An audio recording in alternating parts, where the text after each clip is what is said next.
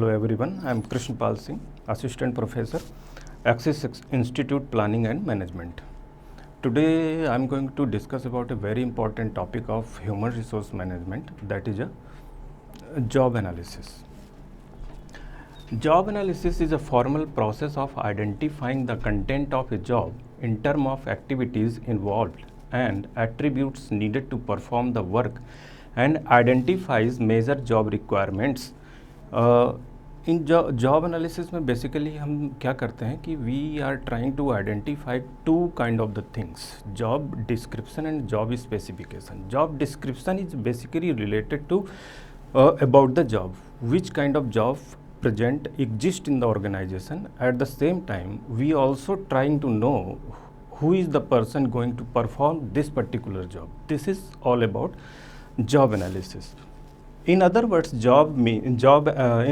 it means the procedure for determining the duties, skills, requirement of a job and kind of person who should be hired for it. तो यहाँ पे क्या करना है कि सबसे पहले कि जॉब को आइडेंटिफाई करना है कि which kind of job we have, and at the same time हमको ये भी करना है कि कौन से ऐसे लोग हैं, किस स्किल्स के लोग हैं, कि किस तरह के लोगों की रिक्वायरमेंट है जो इस जॉब को परफॉर्म करेंगे. तो दो चीज़ों की बात हम जॉब एनालिसिस में करेंगे. पर्टिकुलरली पहले तो हम जॉब की बात करेंगे कि जॉब क्या है, उसके बाद कि जॉब को कौन परफॉर्म करेगा, हम उसकी बात करेंगे. The process of analysis result into set of the data.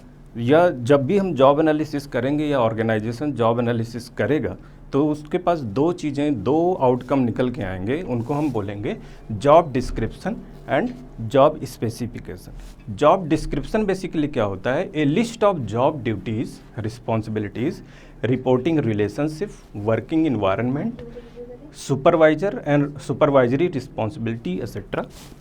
And job specification basically क्या होता है? A list of jobs, human requirements, that is requisites, education, skill, personality and so. Job description का मतलब ये होगा we are talking about in relation to the job, कि job basically है क्या.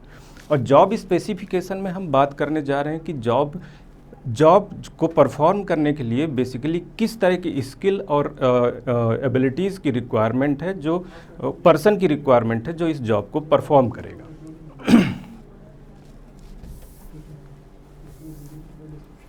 What is job description?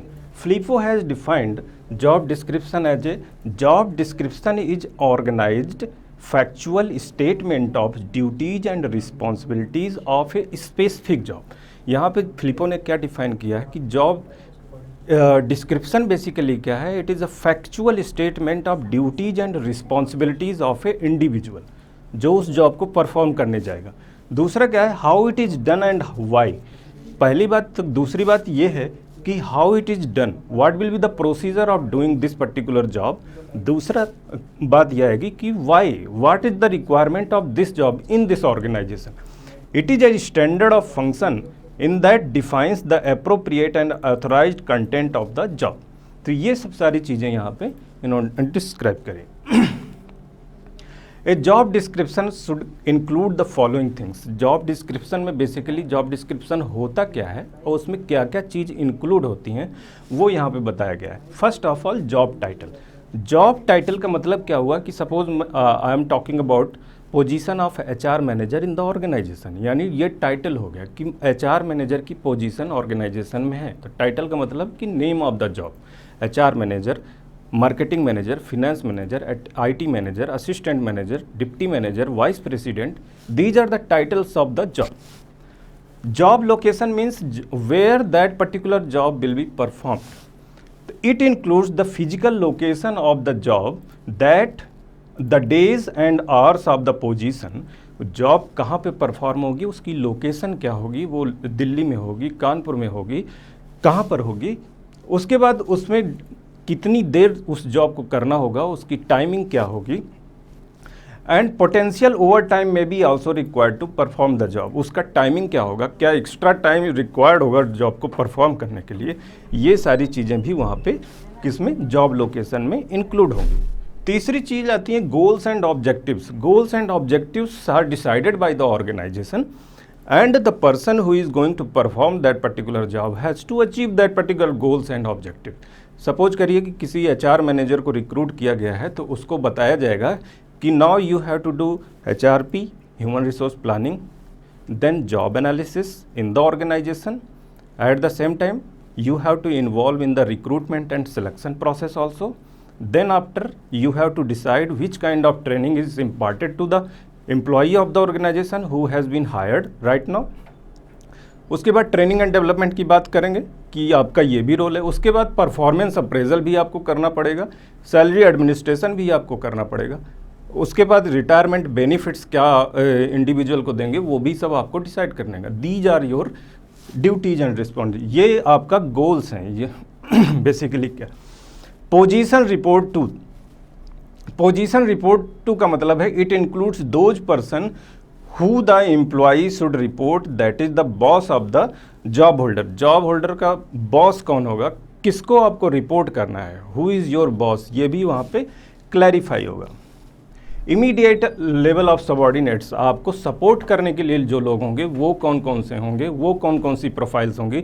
जैसे मैं बात कर रहा हूँ कि HR मैनेजर, तो वहाँ पे डिप्टी HR मैनेजर भी हो सकते हैं, साथ में असिस्टेंट HR मैनेजर भी हो सकते हैं, एग्जीक्यूटिव HR भी हो सकते हैं. तो these people are supporting, these will be supporting in your performing the job. Machine tools and equipments used, वहाँ पे क्या मशीन्स टूल्स, इन चीज़ों की क्या रिक्वायरमेंट होगी, क्या यूज करना पड़ेगा, वो भी जॉब डिस्क्रिप्शन में क्या होगा, स्पेसिफाई होगा, बताया जाएगा. देन की रिस्पॉन्सिबिलिटीज क्या होंगी. The key responsibilities section of the your job description should be give clear and unambiguous detail of the main task that your employ is accountable to and responsible for. या आप suppose करिए HR manager का जो role है organisation में वो क्या होगा, उसकी ड्यूटीज़ क्या होंगी, उसकी रिस्पॉन्सिबिलिटीज़ क्या होंगी, ये सब सारी चीज़ उसको बताया जाएगा या उसको डिस्क्रिप्शन में रखा जाएगा. कोर स्किल्स का मतलब है कि क्या स्किल्स की रिक्वायरमेंट होगी ये जॉब को परफॉर्म करने के लिए. अथॉरिटी लिमिट्स की which up to what extent you can use your authority. ये अथॉरिटी की लिमिट होगी कि आपकी पावर्स क्या होंगी ऑर्गेनाइजेशन में. जिस पोजीशन को एक इंडिविजुअल होल्ड करने जा रहा है उस पर्टिकुलर पोजीशन की पावर्स क्या होंगी, उसकी अथॉरिटी क्या होगी, उसकी लिमिट्स क्या होंगी, कहाँ तक वो अपनी अथॉरिटी को और पावर को यूज कर सकता है, ये भी वहाँ पे होगा. वर्किंग इन्वायरमेंट का मतलब है कि जब जो भी पर्सन उस पर्टिकुलर जॉब को परफॉर्म करने जाएगा, क्या वो हैजार्डस इन्वायरमेंट में परफॉर्म करेगा, क्या वो हिली एरिया में परफॉर्म करेगा, कि किस तरह की इन्वायरमेंट में या किस तरह की उसमें वो परफॉर्म करने जाएगा. It includes the kind of environment in which the job holder will work. Simple सा मतलब है कि आपको कहाँ पे काम करना है और किन परिस्थितियों में काम करना है और किस स्थिति में आपको काम करना है. Hazards, the hazards involve in the performing the job also include in it. ये भी बताया, ये भी उसमें इंक्लूड रहेगा कि इसमें क्या क्या चीज़ें खतरनाक भी हो सकती हैं और क्या क्या चीज़ें सिंप्लीफाई भी हो सकती हैं, सिंपल तरीके से भी हो सकती हैं. नाउ दूसरा पॉइंट आता है यहाँ पे जॉब डिस्क्रिप्शन. जॉब डिस्क्रिप्शन क्या है बेसिकली उसको हम देखते हैं. The job specification. The job specification state the minimum acceptable qualification the incumbent must possess to perform the job successfully. Job successfully उस पर्टिकुलर जिसकी हम बात कर रहे थे अभी तक कि HR मैनेजर की पोजीशन है, उसकी जॉब का टाइटल क्या है, जॉब की लोकेशन क्या है, जॉब का एनवायरनमेंट क्या है, उसकी अथॉरिटी क्या है, उसके पावर क्या है, उसको कहाँ पे काम करना है, ये सब सारी चीज़ें हम उस पर्टिकुलर जॉब के बारे में बोल रहे थे. Now job specification is basically related to the quality and skill of the job holders. जो जॉब को होल्ड करेगा या जॉब को परफॉर्म करेगा उसकी स्किल की बात हम यहाँ पे करेंगे कि वो कौन लोग होंगे जो इस जॉब को परफॉर्म कर सकते हैं. Flippo has defined the job specification as a job specification statement of the minimum acceptable human qualities necessary to perform a job properly. It is a standard of a personnel and designates the qualities required for the acceptable performance. तो minimum acceptable qualities उस person में क्या होनी चाहिए जो उस particular job को perform करेगा. जॉब स्पेसिफिकेशन में क्या क्या चीज़ें इंक्लूड होती हैं उनकी बात करते हैं। फिजिकल कैरेक्टरिस्टिक्स, उसका फिजिकल कैरेक्टरिस्टिक्स कैसा होना चाहिए, वो दिखने में कैसा होना चाहिए, उसकी पर्सनालिटी कैसे होनी चाहिए, ये सब सारी चीज़ें उसमें डिस्क्राइब होती हैं। उसके बाद है psychological and social characters such as emotional stability, flexibility, decision making ability, analytical view, mental ability, pleasing manners, initiative और conversational ability, these are include in the psychological and social characteristics. ये सब सारे qualities उस person में होनी चाहिए। किस person में? The person who is going to perform the job of HR manager. Mental characteristics कैसा होना चाहिए, उसकी इंटेलिजेंस कैसी होनी चाहिए, मेमोरी पावर उसका क्या होना चाहिए, judgement, ability to concentrate and foresight, यानी वो भविष्य की चीज़ें देख पा रहा है कि नहीं, वो एनालाइज कर पा रहा है चीज़ों को कि नहीं कर पा रहा है, ये सब चीज़ें भी उसमें होना चाहिए। Personal character such as sex, यानी जेंडर की बात कर रहे हैं, तो male is going to perform that particular job और female going to perform that particular job, ये भी स्पेसिफाई होगा। एजुकेशनल क्वालिफिकेशन, उसको क्या होना चाहिए, उसको कितना एक्सपीरियंस होना चाहिए, उसका मिनिमम क्वालिफिकेशन क्या होना चाहिए, जैसे MBA होना चाहिए, उसको किस में होना चाहिए, HR स्पेशलाइजेशन में होना चाहिए, उसका एक्सपीरियंस कितना होना चाहिए, 10 साल का एक्सपीरियंस होना चाहिए। तो ये सब बैकग्राउंड क्या, job experience, hobbies, extra curricular activities, ये सब सारी चीज़ें होनी चाहिए वहाँ पे। Thank you, I hope you understand this topic.